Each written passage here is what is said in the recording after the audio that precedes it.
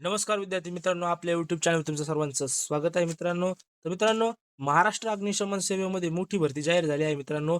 जर तुम्ही 10वी किंवा पदवी पास असाल तर ही संधी अजिबात सोडू नका. कारण या व्हिडिओमध्ये अर्जापासून निवड प्रक्रियेपर्यंत प्रत्येक माहिती सोप्या भाषेत सांगणार आहे. त्यामुळे हा व्हिडिओ शेवटपर्यंत नक्की पहा. चला तर मग सुरू करूया. तसेच मित्रांनो, या व्हिडिओमध्ये आपण पात्रता, वयोमर्यादा, उंची, शारीरिक चाचणी, परीक्षा, अर्ज शुल्क, प्रशिक्षण खर्च आणि शेवटी मेरिट लिस्ट कशी लागते हे पाहणार आहोत. शेवटी मी अशी माहिती सांगणार आहे जी अनेक उमेदवारांना माहिती नसते. त्यामुळे मित्रांनो, व्हिडिओ स्किप न करता शेवटपर्यंत नक्की बघा.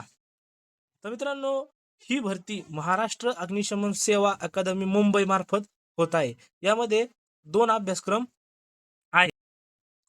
एक पहिला फायरमन कोर्स आणि सब ऑफिसर.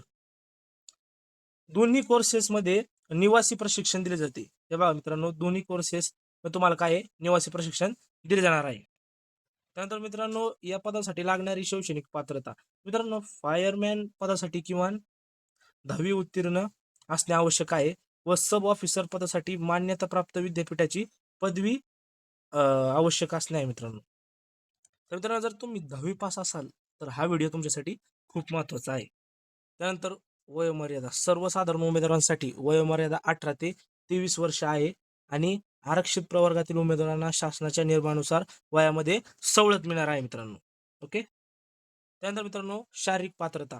फायरमन पदासाठी पुरुष उमेदवाराची किमान उंची 165 सेंटीमीटर आणि महिलांची 157 सेंटीमीटर असावी.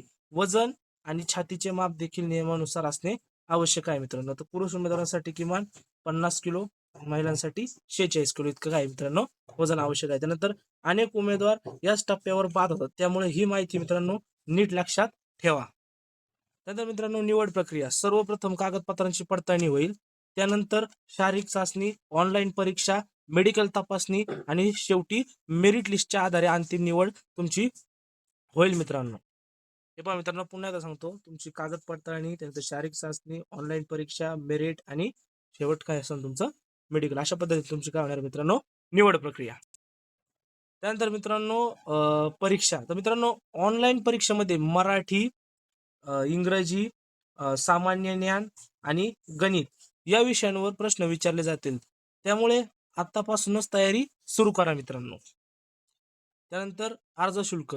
फायरमन पदासाठी खुल्या प्रवर्गाचे शुल्क 600 रुपये असून राखीव प्रवर्गातील विद्यार्थ्यांसाठी किती मित्रांनो 500 रुपये आहे. तसंच सब ऑफिसर पदासाठी खुल्या प्रवर्गाचे 750 रुपये आणि राखीव प्रवर्गासाठी 600 रुपये इतके काय मित्रांनो अर्ज शुल्क आहे.